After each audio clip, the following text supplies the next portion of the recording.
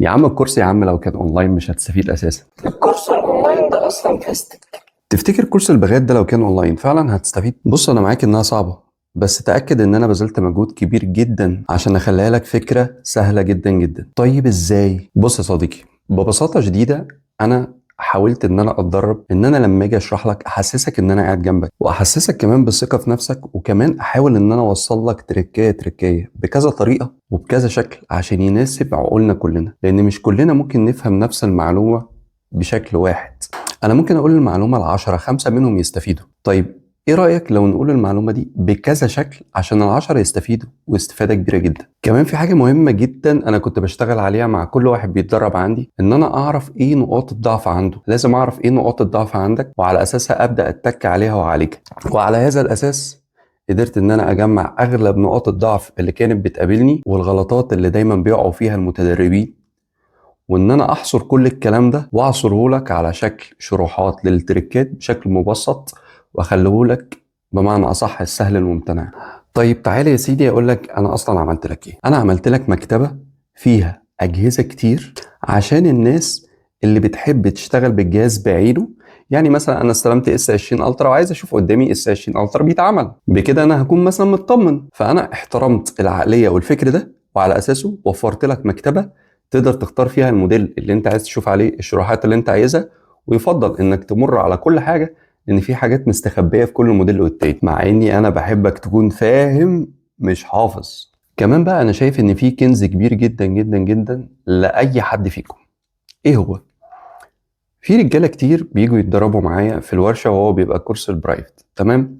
طيب انا بدات اعمل ايه؟ بدات ان انا اصور لك تصوير دقيق جدا للي بيتم ما بيني وما بين المتدرب، عشان اوريك هو بيغلط في ايه وبنصلح الغلط ازاي، وامتى هو بيوصل لمرحله الاحتراف والاتقان ان هو يعمل الشاشه كما يجب ان تكون. كل ده بيتعمل قدامك، فبالتالي الافاده بتوصل لك بشكل كامل. وبسبب الشروحات اللي بتحصل في الكورس البرايفت ما بيني وما بين المتدرب، ممكن حاجات بتبدأ تطلع نتيجة عن سؤاله أو غلطته أبدأ أشرحها وأفسرها بأكتر من طريقة وشكل بإيديا وبإيديه عشان توصل لك أنت وهو بشكل بروفيشنال جدا جدا جدا. طب الموضوع الإضافة الجديدة، موضوع الكنز اللي هو بتاع الشروحات اللي بتحصل في الكورس الورشة البرايفت ده، هنستفيد منه في إيه؟ هنستفيد منه إن مع كل كورس أنا هديه لحد متدرب يجي يشرفني في مكاني، هيتصور، ينزل على الموقع، حضرتك هتراجعه وهتبص هتلاقي معلومة اللي قبله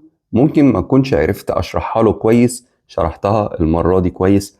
او ممكن اصلا اللي قبليه ما كانش محتاج المعلومة دي واللي بعديه احتاج للمعلومة دي. كل ده في الاخر بيصب، ولا بلاش بيصب، كل ده انت في الاخر بتستفيد بيه. هتحس في الشروحات دي انك قاعد معانا وبتتجاوب وبتتفاعل معانا كده، لان الموضوع بدون مونتاج تماما، والموضوع عبارة عن قصة فريندلي بحت. فبمنتهى البساطة اللي هيجي يتدرب معايا هيغلط فهنصلح، فهيعدي الغلطة دي ويغلط غيرها فهنصلح، ويغلط غيرها ونصلح، وهكذا لحد ما يوصل لمرحلة الإتقان اللي احنا اتكلمنا عليها. كل ده هيبقى قدام عينيك. طب انت ايه رأيك في اللي انا قلته ده؟ حلو؟ مناسب ليك؟ يعني بمعنى أصح كان في سكريبت كامل عشان الكورس اتعمل عشانك على الموقع، وكمان في جزء مش سكريبت ولكن بشكل عشوائي وبشكل فريندلي تم عندي في الورشة برضه بيتعرض ليك بشكل كامل بدون مونتاج، وتقدر تستفيد في الحالتين بشكل كبير جدا جدا جدا. طيب وايه كمان؟ عملت لك جروب واتساب وجروب تليجرام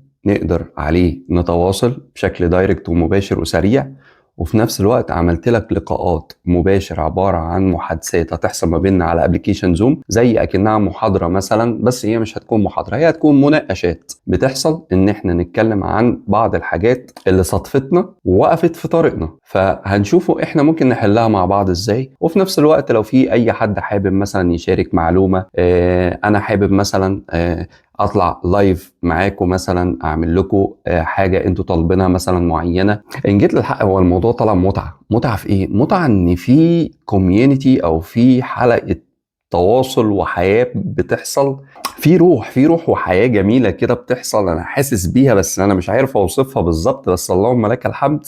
في روح حلوه. ده غير ان انا قافل الجروب وقافل الاشتراكات على عدد محدود جدا اول 10 من ايام رمضان، لمجرد اني اختبر الوضع واشوف فيدباك الناس، واشوف الناس بتجاملني ولا الناس فعلا اتبسطت ولا الناس انبهرت بالموضوع، وانا اقدر اضيف ايه وانا اقدر افكر في ايه وانفذه.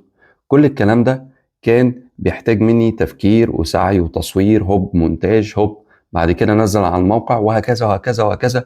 ها طلباتكم ايه؟ طب بلم من هنا بلم من هنا. طب انت نقاط ضعفك ايه؟ طب انت بتشتكي من ايه؟ كل الكلام ده بيتعصر في دماغي. يلا فلتروا سكريبت وعلى اساسه نفذه تصوير، وعلى اساسه يلا منتج وارفع بشكل مبسط اعرف اوصل بيه لدماغك على قد ما أقدر. بس ودي كانت كل التفاصيل بتاعت الكورس. والله اعلم ممكن نفكر في ايه تاني ونضيفه، وكل ده هقول لك تاني بسعر لا شيء، رمزي جدا جدا جدا. بس كده، السلام عليكم ورحمة الله وبركاته.